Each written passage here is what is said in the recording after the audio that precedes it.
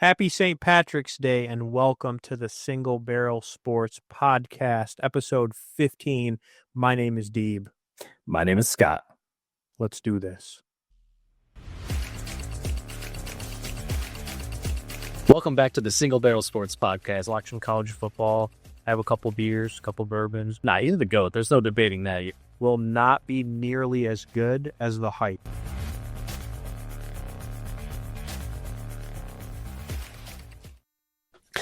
You know what, Deeb? I am hyped to have you back for episode 15 of the SBS podcast. We are going to have a great show tonight. We're going to break down multiple sports, recap a few things that have been happening, and really highlight the big event that's coming up this week, March Madness. So if you guys are interested in that, please stick around. Deeb, what's going on with you, my friend? How was your time away? Well, it's March, baby, and it's madness time. So I'm excited over that. It's also St. Patrick's Day on the day that we're recording this. So, I didn't really do anything too crazy for that. But, I'm feeling more refreshed. I was in Scottsdale, Arizona last week for work. So, had a couple of things out there. Weather was beautiful. It was fun. I got to do some axe throwing as part of one of our social things. So, that was a lot of fun. But, yeah, I came back. I'm excited. I got some more travel this week, actually. That's why we're recording this a day early. So, and we also have March Madness starting this week. So, looking forward to talking some sports tonight. But on the personal note, still been grinding away some side quest. I was at football practice this morning at 5 a.m. So it was good to be back with the team and get things going. But other than that, not too crazy, man. How about you? Hey, all is good here, man. We've been busy. We did our taxes yesterday, which turned out to be a nightmare. It just takes longer than you think it should, because we typically do them ourselves. Our finances are not typically super complicated, but this year with paying for like nanny services and doing that the legal way, and having us both having worked in two different states, me having two different jobs, like there was just some additional complications in addition to like investments and things like that. So got through that, but it took a little longer than I wished, and kind of wished we had like a bottle of wine or bourbon on the table there for us, but it's all good. But otherwise, yeah, just vibing, man. Been working on some music projects, which has been really fun.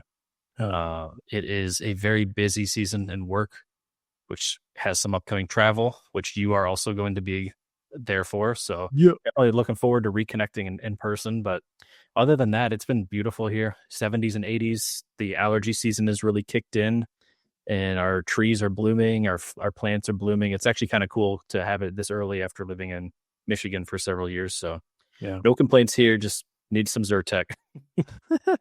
Well, cheers to the taxes. I know that's usually never a fun time. You got to do all the BS, etc. But another thing that you just reminded me of is that part of the travel I will be doing this week will be to Nashville. And I know you'll be heading there as well. We're going to the same conference that you and I actually met at years ago. So we're trying to set it up so that we're going to be doing an in-person pod this coming weekend. So I think that'll be really cool, regardless of if it's in a distillery. That'll be cool if that's possible, or if it's in like a hotel room or something, that'll still be fun. So, everybody keep your eyes out because we're going to be in person live.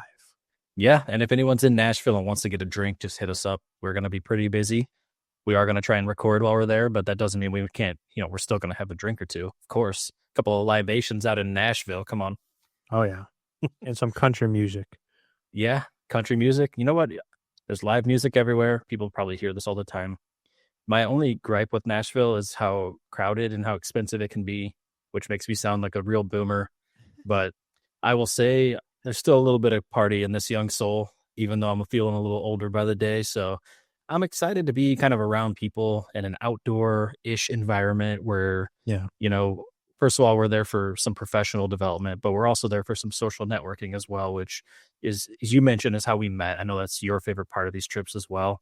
Yep. So going to be some work, but going to be some time to try and unwind a little bit as well. And what better place to do that than Nashville in the middle of March? The game's won in the hallways.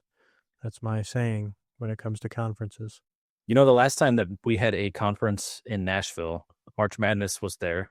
Yeah. And then I actually went to 2 basketball games in between meetings and presentations. And that was kind of my last time in Nashville too. So definitely looking forward to going back there, even though none of the games this weekend will be there. Yeah. I'm sure we'll probably find a place to watch some basketball. Oh, it'll be electric. You know it. Hell yeah. Well, you ready to talk a little bit about where people can find us for anybody who's new and or I mean if you're returning, maybe you've heard this and you can skip forward, or if you haven't subscribed, make sure to do that or follow. But tell them about where they can find us. Yep, gonna plug the socials here like we typically do towards the beginning, and just to share with you guys that we post our content on a variety of platforms. X, TikTok, Instagram. We do have a Facebook page that's a little newer, but we do post there as well. And then our full-length episodes are going to be present on Spotify and YouTube. So if you're listening right now, we're also on the other platform too. And we post our short form clips on YouTube as well. So clipped up some parts of the podcast. If you guys want to focus on particular things or particular topics or maybe hot takes, those will be there as well. Now that's a lot to remember. We have a very simple website that boils it all down, that has it right there in one place. SingleBarrelSports.com will be your link to all things social media for the podcast. And like Deeb said, we are continually trying to grow and reach larger audiences. So any follows, any subscriptions, any shares or comments on our content, it does go a very long way in reaching new audiences. And we appreciate everyone who's been doing that for part or all of our journey. Yes. We should take a sip for every new follow in the future. We can make that happen. That might get a lot of people to follow just out of spite. I don't know. No follow bots. You gotta be real people. Oh yeah. Well, let's get into some sports. What do you say? Yeah, let's kick things off with our term of the week this week. And I'm actually going to let you talk about what this is. It's, again, this is something we've been doing for about a month now, where we talk about a term that you hear regularly in sports, but might not fully understand what that term means or how it really applies to the game itself. So I got one for you this week. I'm confident you'll be able to define this clearly. This week, I want to talk about the term plus minus. You hear this in various sports like basketball or hockey, for example. What does plus minus mean? You hear people are like +3 or -2. Like, what does that mean? So how about I did the last term of the week. So how about you educate me on what? Oh, okay. Certainly. Yeah, I can absolutely do that. So the plus minus in these sports is really the difference in the points scored for the two teams while that player is presently on the court or the field or the ice. So for example, if I'm on the court in basketball and like while I'm out there, my team scored 10 more points than the other team scored against me. Yeah. My plus minus would be +10. So I would have a plus stat because we scored 10 more points than were scored against us. And so it kind of measures in a way kind of the impact of each individual person while they're on the court. Granted, it is still a team sport. But if I'm out there and the other team scores 5 more points than we score while I'm out there, that would be a -5, a -5. And so it's a way to kind of talk about how that player's impact was while they were actively participating in the game. Gotcha. I'll admit this is actually a term that I was not familiar with. So you just educated me live here. Oh, okay. Yeah, you hear about this a lot in hockey. It's also a basketball statistic, but I don't think they talk about it quite as much. But it's a big hockey stat you'll hear all the time.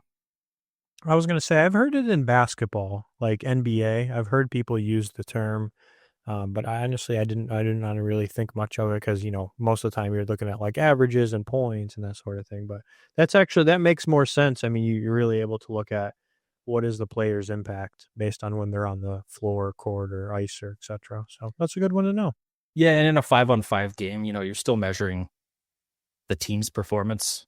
But if you do line changes and like this person is a constant negative person, no matter who he's on the court with, then maybe that's demonstrating that this person is not performing well. So it's just one of those stats that kind of adds to the full picture, but it doesn't. It's just a snapshot of one person's time on a court or a field with many players. Yeah, hell yeah. Well, cheers to the sports term of the week. I really like that segment. I know you mentioned someone had suggested that. Yeah, my friend Lauren. So shout out Lauren. I think it's been a really fun one, and it's been fun to kind of like think about things that are kind of ambiguous too. And there's a lot of them in sports. Yeah. Well, cheers to Lauren. Thank you for suggesting that. All right, let's get into the weekly recap. So I know there's a couple things maybe you wanted to talk about since you had some guests on last week, which I do want to say thank you to both Zach and Jordan for filling in.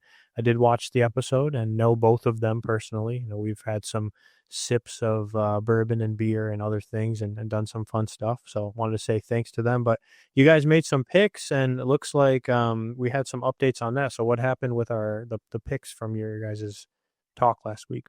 Yeah, well, first of all, they made you and I look bad last week.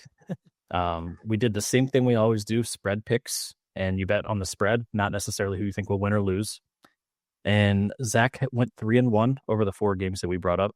Wow. And Jordan had a perfect clean sweep of 4-0 last week, including winning the game of the week. So the game of the week was the Nuggets and the Lakers, and he got that correct, which made Zach have to pick the Lakers.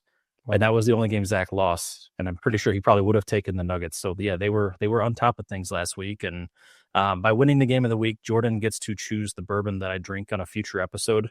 We were going to try and do it today, but it didn't work with scheduling. But basically, I'll be going to a liquor store, FaceTiming him, showing him the stuff, and he'll choose kind of what I get to drink during that episode. And we'll shout him out at that time for that. Wow, that's a nice pick.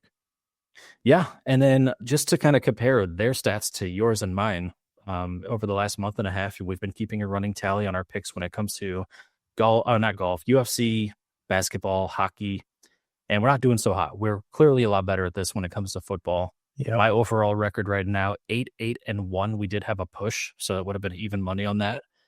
And your overall record, 6-10-1. So Ooh. we're not sitting too pretty right now, but maybe this week will be better for us.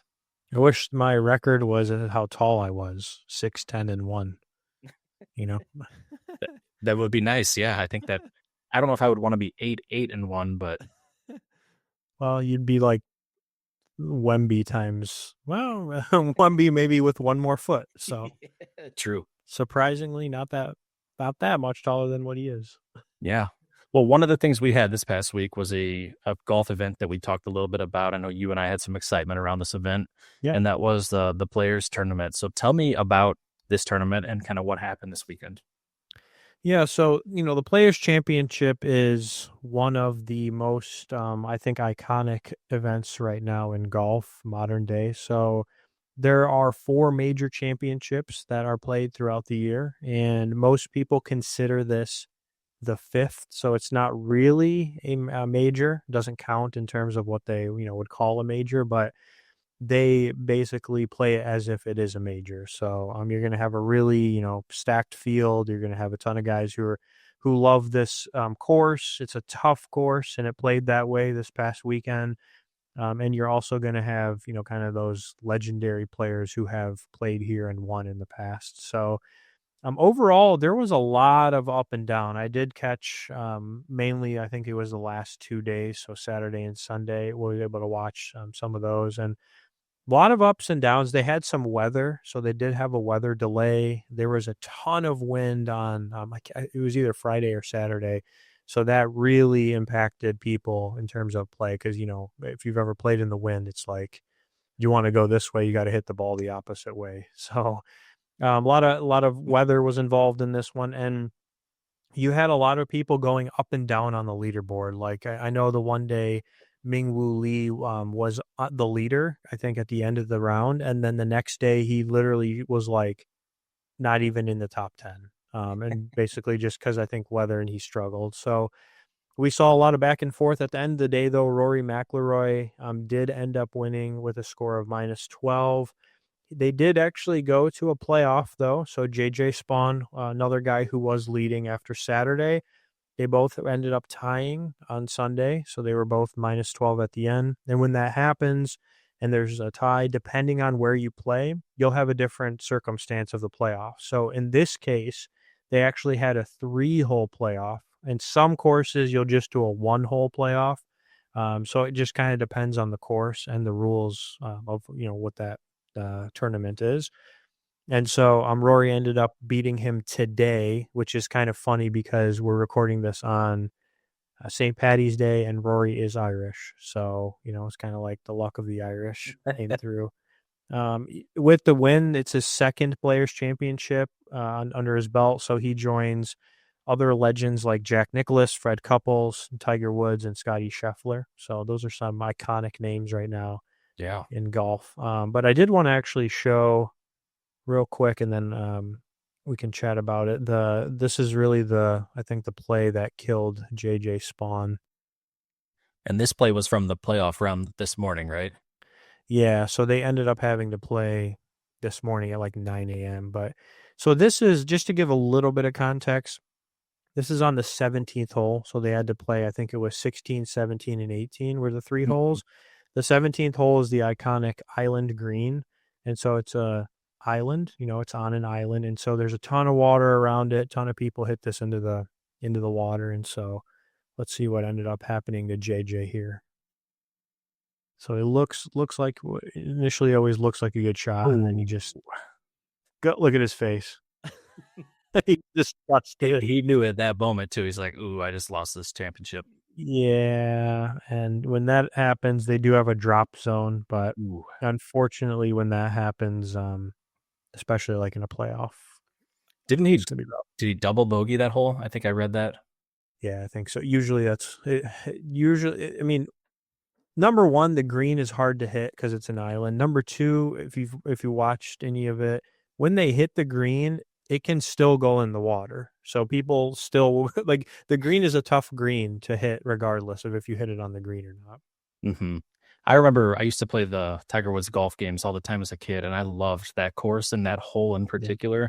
It's just so fun to play. So, but I know in real life I would drive myself crazy trying to land on that green, and I probably would blow through like 20 balls trying to do it. So yeah. So and then the fun fact, I did look this up. So 38 balls were found in the water over 4 rounds this past weekend. So that doesn't sound like a lot, but remember, I mean, these guys are pros. They're the best of the best. So they have some fun facts too about when amateurs play. It's like thousands of balls, I think that happened. But yeah, I mean, that people definitely go in the water. Let's just put it that way, regardless of your skill level. Yeah, well, this was another week where in the fantasy golf league, I was just middle of the road. I think I ended 20th out of 40, but it didn't help that Jason Day decided on Thursday morning not to play when my roster was already locked in. So thank you for that. Appreciate that. I'm surprised I still ended at 20th with 0 points from him, but gonna keep plugging it. These daily golf leagues are really fun. You get a whole new team every weekend. It's based upon salary budget, like your standard like FanDuel or DraftKings football leagues are. If you've never tried it, try it. It's a good way to learn about golf. Yeah, and honestly, I think you may have finished higher than me. I don't remember. I didn't finish. I had 3 guys out of 6 make the cut. So yeah, it doesn't matter half the time if somebody, this is one of the hardest ones to pick though. If you look up statistically, this is one of the most unpredictable for all players to try to pick for this type of like DraftKings and stuff. But one question I did want to pose, and Scott, you can answer this if you'd like, but to the community is, we've seen Rory. He's actually been playing pretty well right now. So in the past, like over the past few years, he has struggled. Like he was number 1 prior to Scotty Scheffler taking over a year ago, and he was playing reasonable. But I don't know. Some people are like, is this Rory's year? Is he going to win the Masters again for the first time? And one of the big, stigmas behind Rory is he has not won a major in a long time, like many, many years. And he came out really hot when he was young, and he won like, I think it's like 4 or 5 majors within a few years. Like it was like a short span of time, and people were like, this is like the next Tiger Woods. Like he was kind of the next person up, and he idolized Tiger and stuff like that growing up. So I'm just curious, like, do we think Rory is peaking here? Is he on his way to another major this year, or is he going to flop? So kind of curious to hear people's thoughts on that. Yeah, I mean, and I'll chime in just with a very casual, I would say less than casual golf watcher, but it seems like he's feeling confident again, which golf is such a mental game as well as physical. He even came out afterwards after this weekend and said that he feels like his game is in a strong place right now. He feels confident about how he's swinging. So I think it could happen for him this year. I think he's definitely going to be competitive for the rest of this year, but there's a lot of really good golf players out there. There's a lot of good golfers that can easily win some of these. So I have no idea. It's hard to say. I think if Rory does win a major, it may be later in the year. Like I don't know that he gets the Masters if I had to guess, because I think he just has just a lot of pressure. But I think maybe he gets one towards like the last two of the season. I would guess that's kind of a hot take. Is Rory will win a major this year, but it'll be maybe one of the last two. I'm holding out for my boy Tom Kim. It could happen. I could see that. He let me down 2 weeks ago, but I still believe in him. Hell yeah. We had some NHL news as well. You want to talk about that? Yeah, and this will be quick. Just wanted to kind of follow up on one of the topics we talked about last week, and we'll probably kind of visit this each week as this hockey season wraps up. But kind of following the Ovechkin goal scoring tracker, if you will. There's a formal name for it that's escaping my mind, but Ovechkin is now only 7 goals away from tying Wayne Gretzky's all-time record. There are 15 games left for the Capitals this season, so even if he averages 1 goal every other game, then he could tie the record. He needs to get 8 to fully break it himself. Yeah. But one of the hot things one of the things we talked about last week that's really intriguing about this is that he's doing this this is his 20th season, which is how many seasons Wayne Gretzky played. And so realistically, if he can break it this year, like it's that much more impressive to do it in the same number of seasons, because he will likely play next year. So he will likely break the record, but it's a matter of, can he break it this year in the same number of seasons that Wayne Gretzky played? Because this is a record that when I was younger, nobody thought was ever going to be broken. So it's something to continue to monitor. Their team is on fire. They're dominating the league. The team's playing great. Ovechkin's playing great. And I know they're going to keep trying to force feed him those empty net goals at the end of games. So we'll keep monitoring it. He only got 1 goal in the last week, but there was only 3 games, I think. So he's going to have to average more than that to break it this year. But he's gone on streaks this year where he scored like 4 goals in 5 games, or like 6 goals in 7 games. Like, so he has proven that he can be streaky. Yeah. So we'll keep following along. It would be really cool to witness history here in the mid-April timeframe, but we'll see what happens with him. Does it count if he does it in the playoffs? I believe this record is only regular season goals, and so there's separate statistics for if you include the postseason or not. Okay. That's right. And I could be wrong, but I'm quite certain this is a regular season record, which is why they're counting down the number of games left in the season, because it's a guarantee this team's going to make the playoffs, so he'll have extra games, but I don't think they'll count towards this record. Yeah. No, that's fair. I mean, not really knowing or not being as familiar with hockey, I will say, like, Ovechkin is a name that I would universally recognize as, if you'd say, hey, name like 1 or 2 or 3 or whatever NHL players, he would definitely be one that I'd be able to name who currently plays. So I think he'll break the record, honestly. I just think, like you said, all those things that are adding up. He's got 15 games or so left. I mean, I know 7 goals, 15 games. That's a pretty challenging, I would call it, but like you said, they're playing hot, so as long as he doesn't get hurt or anything weird. Yep, and he actually broke his leg earlier this season and missed, I believe it was 5 weeks of hockey. So it's just crazy to think that if he had that 5 weeks, he may have already broken it this season. But obviously injuries are a part of the game. It doesn't mean that Wayne Gretzky never had injuries or that Ovechkin hasn't had other injuries, but just crazy to think about. He's very, he's late in his career and he's having an amazing season despite even having a broken leg earlier on in the season. So just incredible longevity in his career. And like you said, he's been doing this at the top level for 20 years now, which is pretty phenomenal. Oh, yeah. Other news in the playoff watch, and I only bring this up due to my personal bias and the fact we talked about this last week as well, but the Blues have been like consistently a 500 team like all year until like the last month.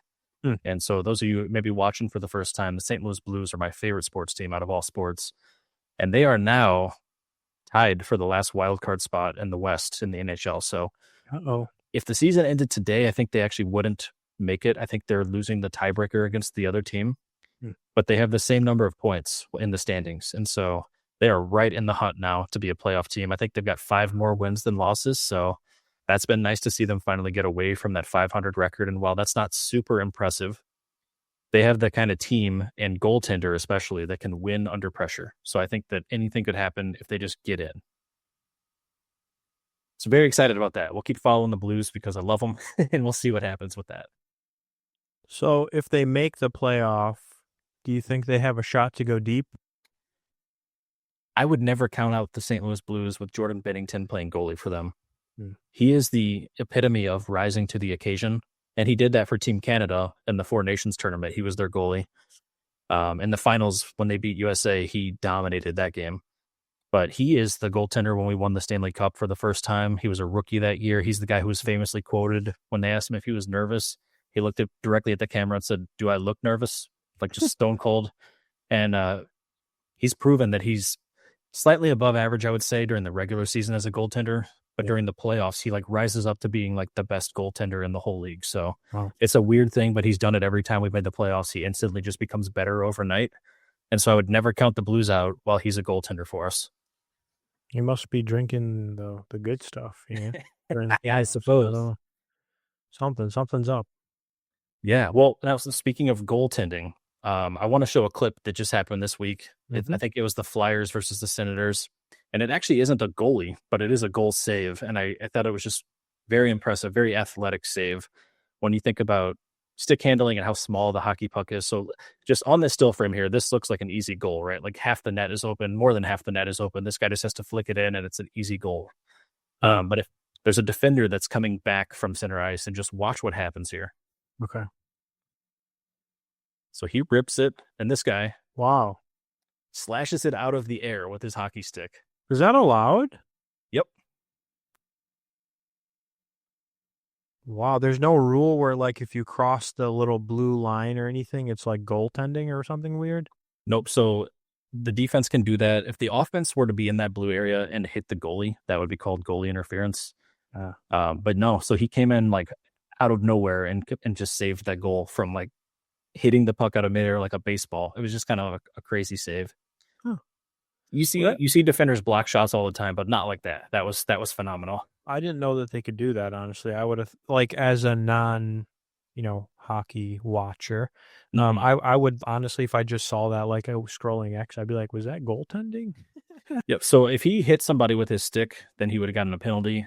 Okay. And if he made contact with the puck above like the crossbar of the goal, so like if it was too high up in the air, then he would have gotten charged with high sticking, and it would have been, I think in that case, I don't think it probably would have been a penalty then too. Gotcha. So there's some stipulations there, but the way that even though he brought it from above, when he made contact with it, it was below the crossbar, so it was still a legal play. Okay. Yeah, there's some nuance to hockey. That makes sense, though.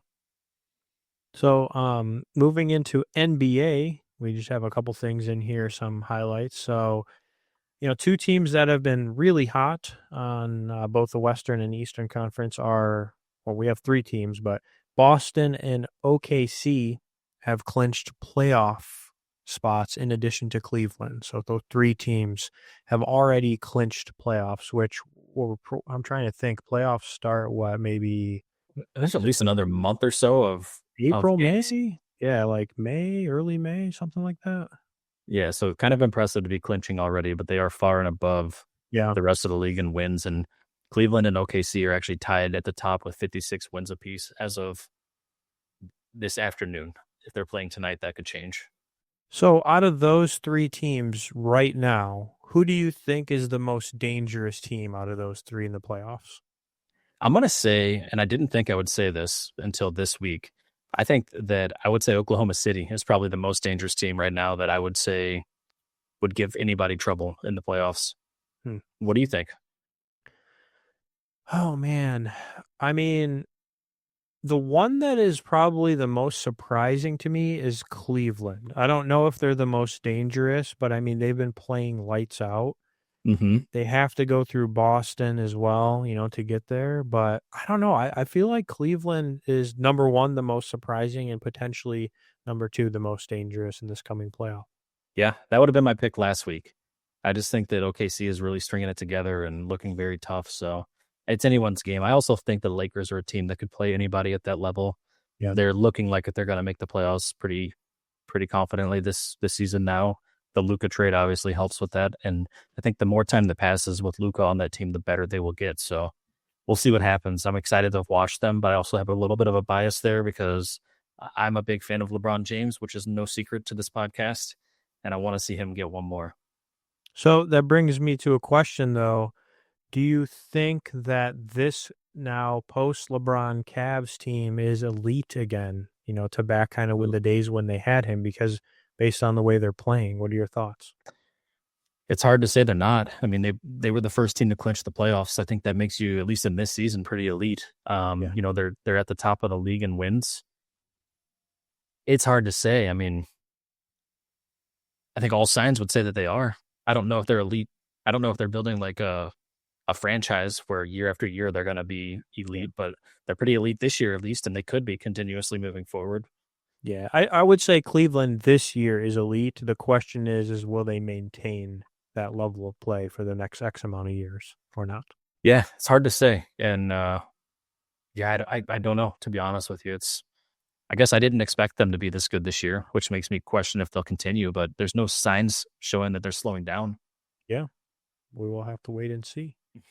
I know you guys talked a lot about NFL offseason last week, so we won't go too far in depth, but there was a couple things that we wanted to mention this week, right?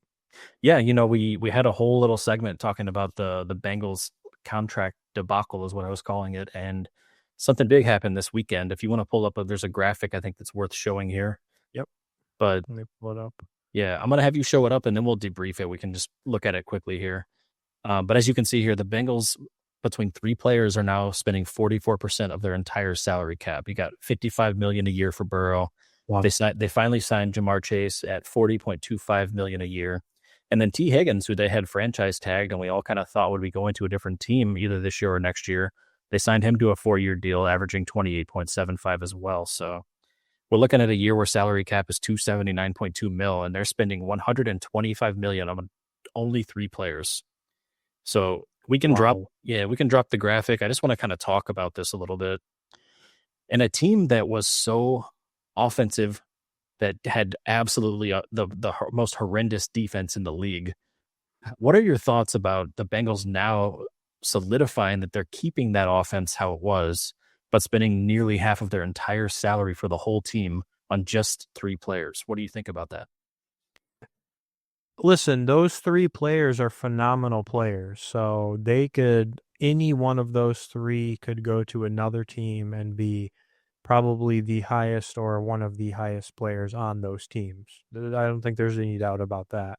Mm-hmm. To have those three players on one team is incredible. It really does make your offense elite. And we saw that, I think, even this year in some of the stats. I know we talked a lot about Burrow and potential MVP and all that stuff. But, I mean, man, at the end of the day, football is a team sport. And they have a lot of gaps and issues on their defense, especially. And I don't know, it's hard for me to justify where you have in a team sport, basketball is one thing when you have 5 people on the court, and if you have 3 all-stars, like how Miami Heat did or whatever, Warriors, that maybe makes a little more sense, right? Because those people are really controlling the game. But in a team sport like this, your guys on offense can't play defense. And so they're going to continue to struggle to stop teams. They may be able to outscore teams all day, but if they can't stop some of these other elite teams, they're going to continue to struggle. Yeah, I'm in support of that. Trust me, I love a high powered offense as much as anybody in the world. I'm a big fantasy football guy, which caters to that. I played quarterback in high school. It's like offense is ingrained in me. I'm always an offensive minded person. But the Bengals don't gain anything from these signings from what they had last year. Yeah. You had Burrow playing one of the best quarterback seasons of all time last year. You had Jamar Chase get the triple crown and have by far his best season of his career last year. And T. Higgins also played great football last year. And the team didn't make the playoffs. You're bringing them all back now and spending more money than you were last year on them. Yeah. And you're expecting a different outcome? I don't know. To me, it's a fan service, and it's a service to Joe Burrow, who really wanted to stay with his wide receiver weapons. And by all accounts, they have the highest ranked wide receiver duo in the league. They have the best offense in the whole league. They have a great running back too now. Chase Brown played amazing last year. And so there's no question that what they did makes their offense solidified for years to be a dominant force in the NFL. Yeah. But I'm going to go through some numbers here with you, Deeb. On offense, there are 11 players on the field at one time. There are substitutions and packages that bring in more players. On defense, you have the same exact thing, right? So at a very minimum, there's 22 players who need to be playing football and being paid to do so. Yep. But with the substitutions and the packages, and then you sprinkle in special teams, the depth players, 46 players are active and suited up every Sunday on game day, and there's 53 players that are on the active roster. So 3 players out of 53 on the active roster taking up 44% of the salary is very hard to justify. That means only half of your money is paying the other 43 players on game day and the other 50 players on the active roster. That is insane to me. So that is crazy. I'd be very curious to hear from Bengals fans how you feel about so much salary going to only 3 players, especially after you had a year where you didn't make the playoffs because you had a horrendous defense that's not getting any help now. I want to hear about that. Yeah. Bengals fans, we need to hear from you. Why is your team spending 44% or whatever it is of their money on 3 players, even though those players are good? That is outrageous. That is insane. I wonder if there's any teams that are even close to that with 3 other players. You'd be hard-pressed to find them. I think the Cowboys come to mind with, they just spent a bunch of money last year on the Dak Prescott and CeeDee Lamb, and I think Micah Parsons has a pretty big salary, but I don't think it's as big as these 3. I don't think it's in the same ballpark. Yeah, it's insane. Yeah, so anyway, I'm going to continue to call it the Bengals offseason debacle because while they've maybe satisfied what some people wanted to see, they've got some gaps now. In fact, I've seen memes today already where it's like someone just like a random guy like you or I sitting on the couch. And then it's captioned like the Bengals selecting a defensive player on draft day. And it's like the guy on the couch and he's like, wait, me? Well, so yeah, they picked either of us. They would be screwed if they picked me. Or knee surgery. I'm on the shelf. Dude, I got the dad bods. Yeah, ain't no way. I'd probably last like 2 plays, but yeah, I'd run down the field once. I'd make sure they were highlights. Let's put it that way. I would show up on the bourbon blunders, but 100%. Anyway, just some other things to talk about. There still are a lot of free agents that are out there. I feel like we had a fast and furious offseason last week with the first couple of days taken off with all kinds of deals happening. Yeah. But still some big names out there and lots of rumors. Aaron Rodgers being a big one. He has met with the Steelers, and then everyone thought that was going to be a lock. Then he met with the Giants, which people think could happen. But he's got to put that on hold now, and he's speaking with the Vikings, which is kind of an interesting thing. If he goes to the Vikings, he's kind of fulfilling the same legacy that Brett Favre had, going from the Packers to the Jets to the Vikings. So interesting to see what happens there. I know the Vikings want a veteran quarterback to come in and kind of mentor J.J. McCarthy. I do not think Aaron Rodgers is the guy for that, but we'll see what happens. I don't know if you have any thoughts. If they didn't have J.J. McCarthy, I could see him easily going to the Vikings. But it's just a weird scenario because why would they let Sam Darnold go? You know, it's like clearly they want J.J. to play. I don't think you would let Sam Darnold go especially after the season he had. Mm-hmm. I don't know. I mean, I still think he lands with the Steelers. I feel like that one makes the most sense out of your teams that remain. I agree. I think so too. And I think it makes sense for him as a player too to have guys like George, at least for now, DK Metcalf and George Pickens on that team. He can go be a gunslinger with those kinds of receivers. Yeah. You got George Pickens. If you throw it anywhere near him, he can go up and catch it. He's a physical freak when he's not just being an idiot on the field.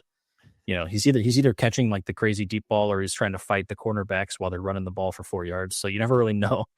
Yeah. I'm not going to go through all of them, but maybe you can talk if you feel any particular way about any of these guys. But some other big names still out there like Russell Wilson, Stephon Diggs, Keenan Allen, Nick Chubb, Tyler Lockett, some big names, especially for fantasy football, but some guys that are older and later in their career. So anything you want to kind of call out about any of those guys and what you could see happening? I mean, the running backs like Chubb and Dobbins, I don't know. I mean, do they go somewhere and they serve as a backup? I mean, maybe they're past their prime. It's kind of hard to tell. Like running backs are honestly, as I hate to say this, but running backs are like disposable, right? Like they just get hurt and it's challenging. So I'm not too sure about those. Stephon Diggs, Keenan Allen. Yeah. I mean, kind of more like veteran wide receivers. I mean, I would love if one of those guys, maybe Diggs, could go to like the Lions, I feel like that would be a really awesome weapon for them to add to that offense and something that could maybe put them over the edge. And then I don't know, Russell Wilson. It's like I just I feel like it's a lost cause. I'll be honest. Like I'm not saying he's not good or he still doesn't have like a couple of years, but Hmm. it's just like, wow, is he going to go to New York? Like New York's trash. Yeah. I got I don't know. I feel bad for him. I honestly don't know where Wilson goes. I thought he did okay on the Steelers. I mean, they obviously had a semi-successful season by all accounts, Mhm. but he looked slow. He did Yeah. not look like he was moving in old Russell Wilson form. He didn't Yeah. look like and that's decision making and physically like moving. And I just think he's later in his career where he can't play to his strengths, which he used to be a very elusive quarterback that could scramble and throw on the run. And I think some of those days are done for him. I don't think that he's designed to play at this age and this time the same way that somebody like Peyton Manning or Tom Brady might have still been playing as a pocket passer. Yep. Definitely. Cool. Well, Um, that's enough football. We will have a little bit each week, I think, with the offseason updates. But there's a big topic that's happening this weekend that we just got word of last night, and that is March Madness is here. We had Selection Sunday last night, and oh yeah. Deep, I'm gonna let you take it away. You can go ahead and intro the March Madness concept and what's going on. Yeah. So one of the more exciting pieces of the year, we got to kick this off with the college football playoff. So that was kind of a, fun one to do for the first time and that sort of thing. So March Madness is now here. So, for the next few episodes, I think we're definitely going to try to focus in on the bracket, talk about the matchups, upsets, all that kind of stuff, and really dive deep into that. So I know, Scott, you wanted to give a shout out to one particular team who did make the bracket. I don't know if it was unexpected, but it kind of sounds like it. But you want to give that shout out first? Yeah, and we shouted them out last week, but once was not enough because this might be their only game in the tournament.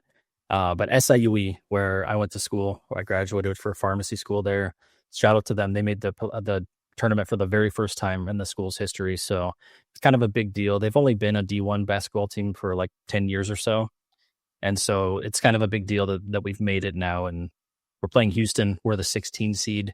I Ooh. did see someone broke down like all of the seeds and what their true seed would be, and they gave SIUE like the best. They're the best 16 seed in the playoffs. So Okay. who knows? Anything could happen. But they're playing Houston, who's the number 1 seed, and probably will be their only game in the March Madness tournament this year. But shout out to them for making it. It's very exciting, and we'll be watching and seeing what happens. Well, if we're in Nashville and SIUE upsets Houston, I'm gonna have to buy you all the drinks this weekend because that would be honestly insane. I would literally have nothing. That's it. I'd be done. Yeah, yeah. If that happens, the banquet, the reception for SIUE is going to be kind of nuts. I'm going. I'm invited suddenly. So we did want to talk about a little bit of that before we get into the actual bracket. Let's talk about some of the controversy that is surrounding the bracket and the selections and all the choices. So obviously, every year there's teams that get in and there's teams that do not get in. And most of the time, I would say there's not a ton of controversy. Like, it's like, oh, yeah, maybe this team should have made it or that team. But this year, I feel like the list was a little bit longer, at least from some of the research I was doing. And it seems like there was a little bit more noise than usual. And so we're going to talk about a couple different teams here. But the one that, I just had to sport tonight, which I'm wearing, which you can see right here, is the UNC, the North Carolina Tar Heels, which, Scott, I know you have a conflict of interest on this discussion, so I can talk a little bit about it, and you can share your thoughts if you'd like. But Yeah. the controversy is essentially that UNC this year compared to, I think, even years in the past, has not really done that well. It's not that they've had a horrible year and they're the worst team that's ever played basketball, but they had a 22-13 record. And the one piece that people keep pointing to right now is that they went 1-12 in quadrant 1 games. So I think what they mean by that is like the tiering of their, strength of schedule. So the quadrant one would mean, when you're playing your top tier competition, how did you do overall? So they only won one of those games, and it was, I think, UCLA, based on what I was seeing here. So they haven't really won a lot of big games, clearly, and so I think that's part of the controversy when people are looking at this, is compared to some of the other teams that were left out. The other part is, and I can show this on the screen here. So, we talked a lot about this when we looked at the college football playoff and who picks and how they pick and the seeding and all that. And I don't really think it was a controversy of how they seeded, but unfortunately, um, one of their, I think he's their athletic director, if I'm not mistaken. He is on the committee. He chairs the committee. And to that point, I don't know if this is true, conspiracy theory alert from Barstool, that this guy apparently receives, a bonus because they made the tournament. Now, he did, and I did hear them talking about it, that he did recuse himself from any discussions whenever UNC was in the discussion of whether they should make it or not. He has to leave the room. He cannot be part of those decisions. So I do believe that that's fair. Like, I don't think he's in there, like trying to talk his way in. That doesn't mean that he doesn't have friends on the committee. But the thing about the bonus, I don't know. Maybe I honestly, I have to look further into this, whether they do or not. So that's another part of the controversy is, people are saying like, oh, well, they only made it because, their AG is on the committee. It's bias, whatever. He might be buddies with the other people, etc. So just kind of curious to hear what people's takes are about UNC. Do you think they should have made the bracket, or do you think there was a compelling reason based on other teams that they should have been left out? And Scott, you can comment on this if you like, and if you don't want to, because it's a conflict of interest, that's okay. But let me know. Let me know your preference. Yeah, I'll be brief here. I work at UNC, which is what this conflict is, and I did my residency there. And there's a lot of love for UNC, obviously. I didn't think we were going to make the tournament this year, and I was pretty sad about that because obviously I root for them every year, and was looking forward to this would be my first year being employed here during a March Madness with UNC playing in it. I don't know. I woke up to a email this morning talking about how we thought it was going to be March Sadness, but it turned out that it is March Madness. So I think they could win one game. I don't know if they go any further than that. They're gonna have to play up. Like, they played Duke in the first half recently. They were tied at halftime, but then they lost it by 13 in the end. So not a great year for them. Maybe some hope to salvage things, but I don't expect a deep run this year, as much as I hate to say that. Yeah, well, that's fair. So a little bit of controversy there. Obviously, I think that's probably the biggest one. The other one that sticks out is West Virginia. So West Virginia did not make the bracket. They had a 19-13 record, and they had 6 quadrant one wins, which included some notable victories like Gonzaga, Arizona, Kansas, and Iowa State, which are all pretty, highly ranked teams overall. What the interesting part to this is, their governor is actually getting involved in this scenario, which is, again, we kind of go back to the whole, like, should politics be involved with sports or not? But apparently their governor is taking some sort of illegal action, like calling for an investigation. He wants X, Y, and Z. Why did they get left out, etc. So I don't think this will end up leading to anything. Like, they're not going to change the bracket all of a sudden. But West Virginia had a pretty reasonable case based on some of the wins in their quadrant one, but I mean, they weren't the best team out there. So what do you think? Do you think West Virginia should have made it, or do you think they properly did not make it? Well, first of all, I'd be curious if this governor is up for re-election this year. Because this is a way to win over your state, but it's hard to say. It's candidly, hearing some of the statistics, they probably should be in this tournament over other teams. Yeah. I have no idea what the selection committee looks at, but certainly it seems like they're a more competitive team maybe than some other teams, including maybe UNC. Yeah, and they do look at, they look at all sorts of stuff. They look at your wins, your conference, they look at your quadrant wins. That's like a big thing now, is like how many good teams did you beat, and kind of strength of schedule type stuff. So another team that did not make it was Indiana. So, similar to West Virginia, 19-13. They also had 4 quadrant one wins. Again, some people thought maybe Indiana or West Virginia should have made it over UNC. So I don't really know that it's much of a different case from West Virginia. They just have less quadrant one wins. Boise State was another one that went 24-10, so they had a better record overall, but they're in kind of a weaker conference. So again, they expressed dissatisfaction with the process. But the last thing that I actually think is maybe the most controversial, other than the UNC, is that the SEC had 14 out of their 16 teams make the bracket, which is insane. That's only 2 teams that did not make it from the SEC. Yeah, that's a crazy statistic, especially like we're talking about basketball. We're not talking about football, where that would be an expected statistic. And that's just a wild thing that this year has happened with NCAA and basketball, where SEC has been kind of dominant. And I talked to my friend Zach about this, who was on last week. His kind of theory with it is that the NIL is getting involved in college sports now, and some of these bigger market football schools might now have more money to spend on other sports like basketball. So perhaps that could be part of what we're seeing here. But either way, it's kind of an anomaly, and the SEC's always had good basketball teams, but not this many. Yeah. And one of my buddies, Tim, mentioned to me today, like Louisville, for example, was ranked, it was like 11th or something in the regular season out of everybody. And they got like a number 8 seed in the thing. So it's like also when you have that many teams in the SEC that make the playoff, is that messing with the rankings of other teams, right? Because like they have to rank all of these teams, but there's all these teams from the SEC and they're trying to like fit them in. And so I don't know. It's crazy. I'm not saying that they had a bad year of basketball, but that is just a lot of teams from one conference to make this bracket. It's almost like the SEC is going to win this year. Sure does seem like it. Odds are on the SEC. Yeah, right. It's a lot. Yeah.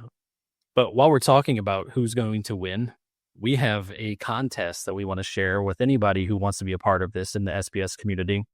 And this is probably no surprise, but we are going to have a March Madness tournament challenge that is a free entry. Anybody who wants to be a part of it is welcome to.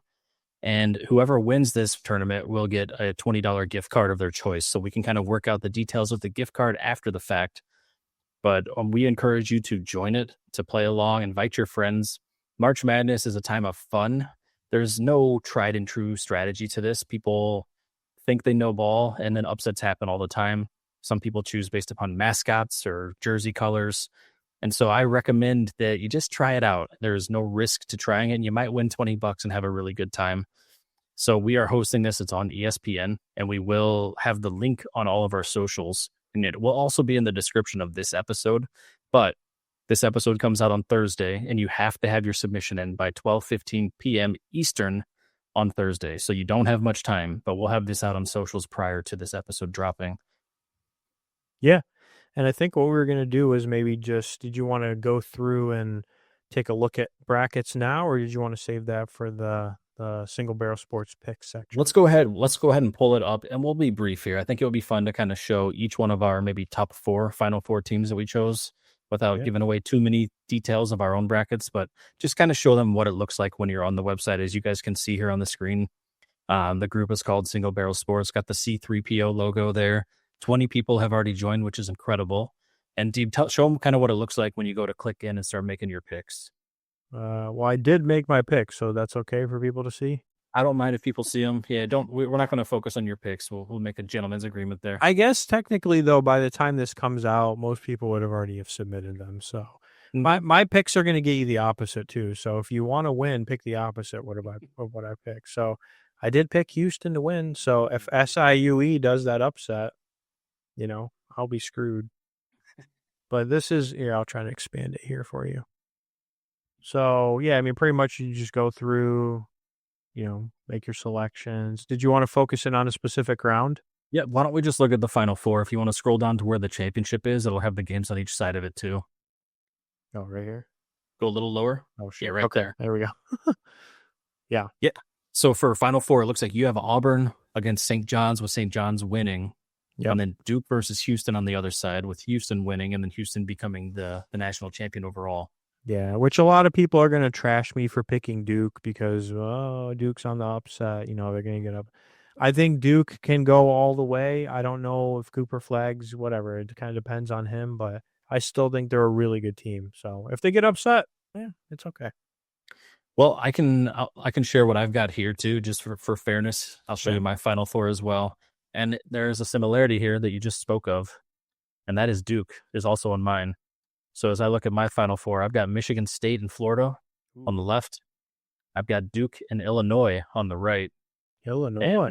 And I have Duke going to the finals against Florida, with Florida winning it. So there's your predictions. I said last week on the episode last week that I have Florida winning the whole thing this year. But I do think Duke is still competitive, plus or minus flag, and we'll see what happens. But I've got them there in the finals. Hell yeah. Well, sorry about that. Say that again. I said, well, I showed a little bit more in my bracket than you, but that's okay. People can just pick the opposite and they'll win. Trust me. That's how it works. So anyway, if you guys are interested in playing, it's free. You just got to make an ESPN account and you just click the teams that you think will win. It'll then continue to fill out the bracket and you keep choosing the winners until you get to the finals. And then those are your teams. And then it's all luck from there. But it's very fun to watch. It's a fast-paced environment where lots of games are happening kind of every couple of days. And it really rounds out the end of the winter season with a lot of excitement.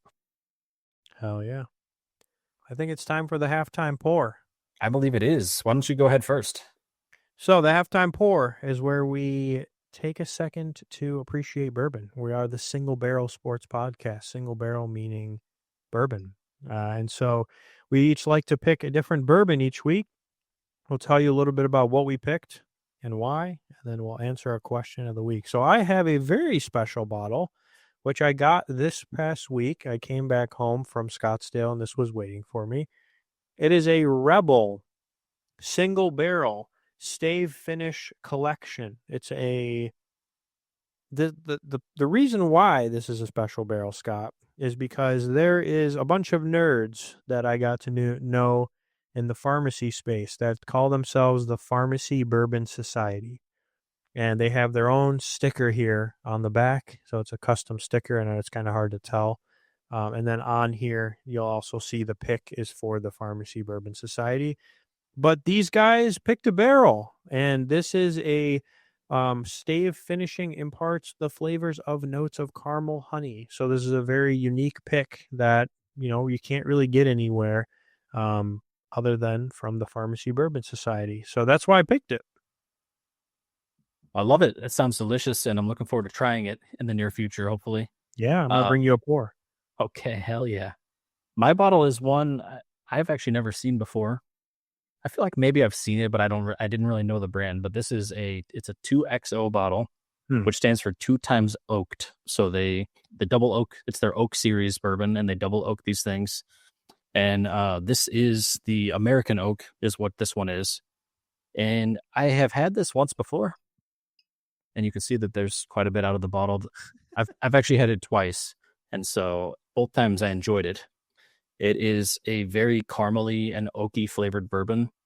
Initial flavors are a little bit harsh with spice at first, but after you kind of cleanse your palate, once you do that Kentucky hug, it's very caramely and very, very tasty. So sipping on that tonight and really enjoying kind of sharing that for the first time with the podcast.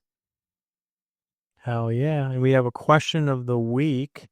But before we go ahead and do your pour, and then I'll ask the question of the week as you're doing that. All right, so you're hosting a bourbon tasting during the biggest football game of the year. What lineup of bourbons are you serving for each quarter, and what is the overtime pour? This is tough. I'm going to start with Eagle Rare. I think that's a nice, smoother, flavorful bourbon that pretty much anybody can enjoy.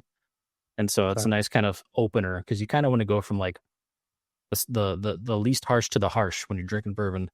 But in this case, I'm going to kind of go from things I enjoy and then kind of build it up from there. So we're kicking off the show with Eagle Rare. That's going to be first quarter. Second quarter, this is where things are going to get weird. I'm actually going to break out the Weller 12 then. We're going to go Weller 12 in the second quarter. Damn. And we're going to go big here. So you got to just follow me on this journey if you don't mind.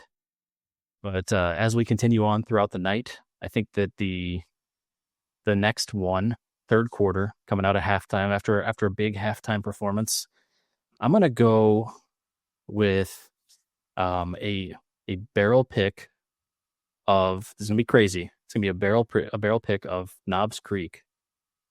It's one of my favorite bourbons to this day. Okay. Actually, you know what? We're gonna pull that back. Because I gotta go show some love to this other bottle. E.H. Taylor Single Barrel is gonna be your third quarter drink, and then we're really swinging for the fences in the fourth quarter. We're gonna go home with some William LaRue Weller, and when that overtime inevitably hits, we're gonna celebrate that overtime with Pappy Van Winkle 20 year, and we're gonna ride off into the sunset with that. I like how you just randomly pulled one back. You're like, wait, I'm benching you. You could tell that this is all impromptu because I was like, wait a minute, there's another one that's got to be in here. Well, there's also so many to pick from, but I like your lineup. They're definitely interesting. What about it's tough on the spot. First quarter, I would do that Four Roses, the one I have, the OESO. You got to start with something nice and sweet, something that's just going to hit and be like, whew, this is a good first quarter. Second quarter, I'm going to go with the Woodford Double Oaked. If you can get a single barrel pick, it's going to, be like a nice smooth run into the halftime. Third quarter, we got to come out a little bit more aggressive. And so I'm going to do the Old Forester Barrel Proof. If you can find a pick, it's going to come out. We're going to be fighting right after halftime, for our lives. And then fourth quarter, I'm going to end mine with the Weller 12 year because we're going to have a sweet finish. That's going to, we're going to ride off into the sunset, but we're going to end up going into overtime, unfortunately. And for overtime, we're going to have to pull out the Pappy Van Winkle 15 year because it's a sweet celebration and we got to go out with a bang. Nice. I love it. I think your lineup seems a little bit more attainable and affordable than what I just came up with. But honestly, both of them sound delicious. We need to have both of those at the Super Bowl. We'll split each quarter into halves. How's that sound? Yeah, we'd have to find some of those. We'll be calling off work that Monday. Yeah, yeah, for sure. So we're going to move into the community. Oh, wait, we didn't do our cheers. Hold on. We got a cheers.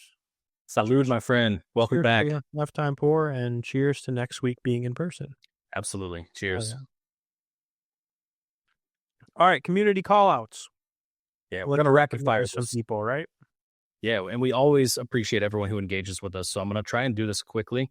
Yeah. But I also want to make sure that we do this. So I had some new Instagram followers this week. Zach Doom, Mr. Greenbows, Charlie Cutsley, John Brote, Pete Lucio. Thank you all for those follows.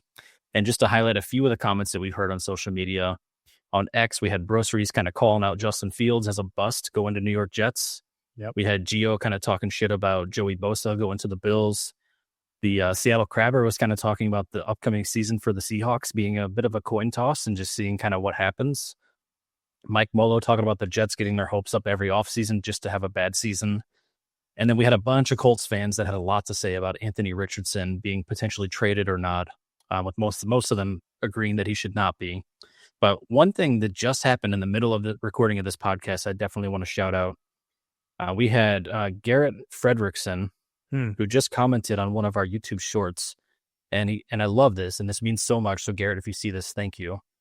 He said, I subscribed because here I'm spoken to and not yammered at like on most channels. And so it sounds like he really appreciates kind of the conversational tone of our podcast where we try and include the voices of others. And Garrett, thank you again for the follow and for the words. That actually means so much to us. Yeah, that's awesome, man. Thank you. For everyone else who has followed along and engaged with our socials, just know that we thank you. And we can't call out everyone every time, but we do like to try and highlight people each week because it means the world to us every time that we hear from you. That's just as fun for us as recording on these Monday or Tuesday nights. So thank you for being a part of that journey with us. Yeah. And to everybody out there, cheers. Thank you so much for everything that you've done and continue to do.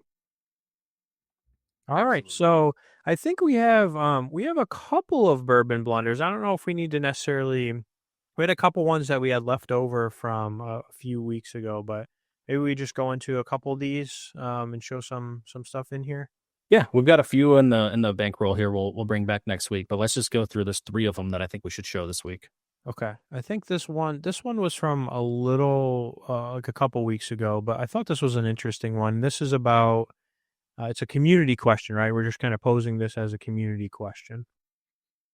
And so this was a tweet. I don't know how, I guess it does make sense now why Anthony Davis is pictured, but this person called Sick Pants, they tweeted, I guess we can call it, I think athletes should be able to gamble on us average people at our jobs. Let's see how Anthony Davis likes it when I rack up 4 hours of screen time in a 6 hour shift when he had under 3.5. Oh, like the bet was under 3.5. Yep.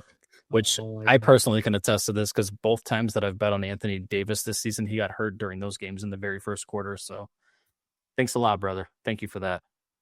But that would actually be really funny if people could place bets on like common folk.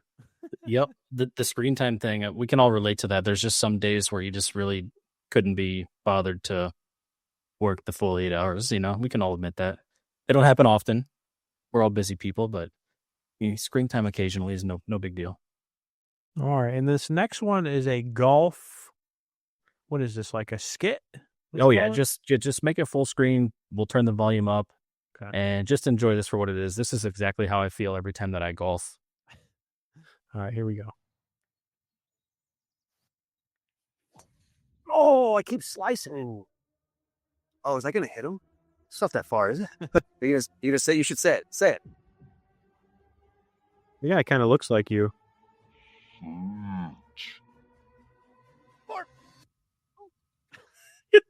What was that? The safety for? Safety for? Thanks for the safety for. You get it. It wasn't early enough or loud enough to help us get out of the way of the ball and avoid serious potential injury, but it does prevent us from being extra mad or violent since you've technically said 4. It's just yelling 4 at full volume is kind of embarrassing, and I wasn't convinced it was going to be close enough to you guys to risk that kind of embarrassment. Does that make sense? Oh, absolutely.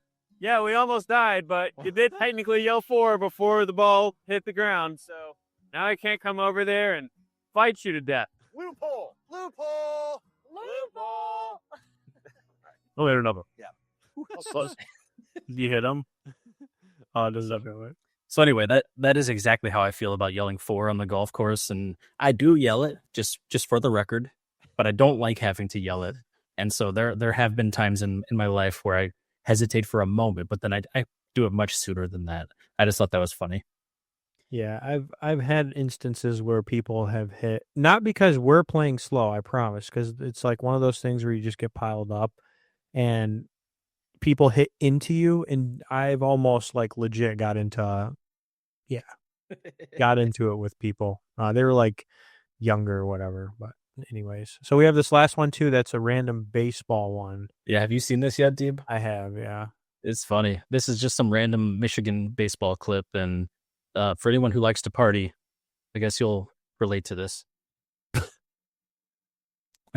So, wow. yeah, I feel like that might be like grounds for a suspension or like a fine or something, but I saw that pop up on the Twitter feed today, and I was like, first of all, what the hell was that? And second of all, we got to show that on the podcast. So I don't know why, but when we just showed something Michigan, the one thing that came into my mind, which I know, I don't think we talked about this, but the whole Michigan State controversy from the basketball game, maybe we can we'll have to maybe we can revisit that shortly in person of what actually happened there. But I don't know if you saw that, but it was kind of crazy. yeah, let's talk about it this weekend and when we're in person, and we'll definitely include that. All right, so we're into the single barrel picks. So we're going to make some picks for various sports. Before we get into the picks, one thing that I just wanted to mention is for PGA, we're not going to do official picks. I may or may not do a betting card. We'll see what I decide based on when I look at the actual lineup here. But the Valspar Championship event is this coming week at Innisbrook in Palm Springs, Florida. It's an okay field. I did take a peek at it. I didn't spend too much time looking at it, but we'll see if we put out a betting card or not on this one. But this one's kind of more of, I would call it like a little bit more of an off week compared to like the Players and whatnot. But we'll definitely be covering the Masters in a few weeks. Perfect. Well, let's just dive into some of the bigger games in various sports this week. I'm just going to do one NHL game this week, and that's the Florida Panthers against the Washington Capitals on Saturday. Odds are not out yet for this game, so I'm just calling this a pick 'em. So you can go first, Steve. Who do you think is going to win this game? Capitals. I'm going to go Capitals as well. I feel like there's some Cinderella story going on there with Ovechkin, and I'm just going to count on the fact that he's going to keep scoring goals. Okay. The next segment here, we're going to dive into the NCAA tournament, and one of the things that's big every year is upsets, but people are wildly variously different with how they choose their upsets. So I decided, let's make our picks for the 4 most tightly contested games of the tournament. So each of the 8 and 9 seed games. So first one here is Louisville versus Creighton, and Louisville is favored by 2.5 points. Who do you have in that one? Give me Louisville. Okay, and I'm going to go Creighton on that one. I'll be different. Next one here is Gonzaga versus Georgia, and Gonzaga is a 6.5 favorite. Who do you got on that? I got the Georgia Bulldogs. Okay, and I'm going Gonzaga, so we're going to be different this week. Next one here is 8 seed Mississippi State versus 9 seed Baylor, with Mississippi State being a 1.5 point favorite. Give me Mississippi State. Okay, I'm going Baylor. All right, we're going to keep the pattern up. The last one here, UConn versus Oklahoma, with UConn being a 4.5 point favorite. Oh, UConn. If this was only the women's, I'm going to do UConn. I'm going to do UConn as well, so we'll have one consistency here for NCAA anyway. And then for the NBA, we've got on Sunday the Nuggets versus the Rockets. It's a pretty competitive game. So who do you got? Just do a pick on Nuggets or Rockets. Nuggets. I'm going to go Rockets. So yeah, we're very different this week. And last one, as we tend to do recently, our pick of the night, pick of the week is going to actually be the main event for the UFC event this weekend. It's another very tightly contested one where the odds are very, very narrow, especially when we think about combat sports. So we got Leon Edwards versus Sean Brady in the main event, with Sean Brady actually being the favorite, but his odds are only minus 148. So very tightly contested. Who do you got in this one? And I'll pick the other. I'm going to do the underdog. Give me Leon. Okay. I would have chosen Leon just so the record shows that, but give me Sean Brady and we'll see what happens. And then here's our bet this week. Hopefully you'll be agreeable since we already picked. But since we're going to be in person, whoever loses this bet, the other person buys the first round after the fight's over. Hell yeah. Let's do it. Okay. Cheers. That's our single arrow picks for the week. We got one more segment before our last call here. It is a fan favorite. A lot of people like this one. And that is going to be the 2-minute warning. 2 minutes. Let me pull that up really quickly here. If you guys have never seen the 2-minute warning before, it is our segment where we just kind of go through a bunch of random a bunch of random questions. And we rapid fire ask each other these questions. They're pretty silly typically. And just silly things to think about. So I will start it and I'll ask first if you don't mind this week. Yeah. Okay, this first question is, what would be the weirder rule? Every NHL player must complete 1 lap around the rink on a unicycle before they do a shootout attempt. Oh. Or every MLB fielder must wear an inflatable sumo suit for 1 full inning per game. The sumo suit, because it would be fucking hilarious. Yeah, that would be really funny. Okay, go ahead. An NFL wide receiver who drops an easy pass must play the next snap wearing oven mitts. Or a soccer player who takes a blatant dive must wear clown shoes for the next 5 minutes. Ooh, these are good. They're more shaming of the players. I think I don't like flops. So I'm going to choose the soccer player having to wear the clown shoes because that would be hilarious. Clowns. Okay. What would be funnier, Mike Tyson coaching a spelling bee team or Dennis Rodman leading a synchronized swimming squad? Only because Mike Tyson has an interesting enunciation. I think him coaching a spelling bee team would definitely be funnier. Yeah, I agree.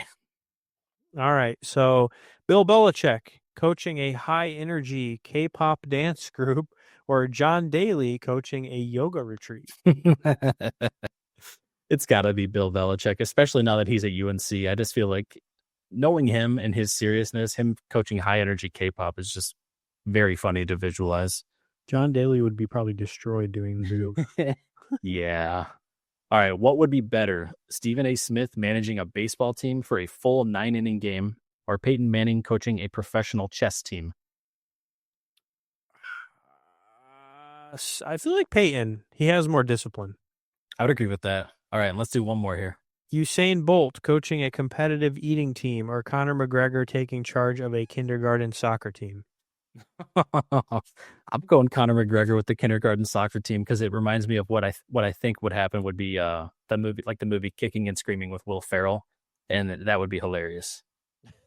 Speaking of Conor McGregor, he was at the White House apparently today. I saw that. Yeah, interesting. He was calling Ireland "Lil Bro," I think, and calling the U.S. "Big Bro," but I don't know. That could have just been internet rhetoric, but I was like, I'll look into this later, maybe. Yep, just a random thing I scrolled by. All right, we're to the last call, where just like at the bar, we got to kick everybody out until next time. So, Scott, you want to say a couple of farewell words to everybody who's made it this far? Yeah, well, as always, thank you for following the journey, but I just want to acknowledge the people who have reached out to us with ideas or comments or feedback, and especially those who compliment what they see in our clips or on our podcasts.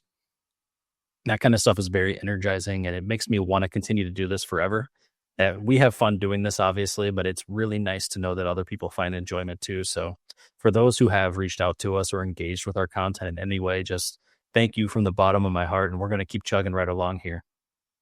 Yeah, I definitely echo that. And, Scott, I don't know about you, but I'm excited. I think regardless of, how things go this coming weekend, we get to see each other. We haven't seen each other in a few months since you've moved. So I'm just excited for that, to reconnect and, have a little bit of fun. But I think it'll be really cool to try to do something in person. And I'm really excited for that. And I hope that you all feel that energy, regardless of whatever quality or however it looks, it's going to look and sound a little bit different. Obviously, we're not going to have all of our usual equipment, but, I think we're going to try to do something that's at least fun and you can hopefully feel some energy from it. So I'm looking forward to that. So cheers to that and cheers to everybody else out there.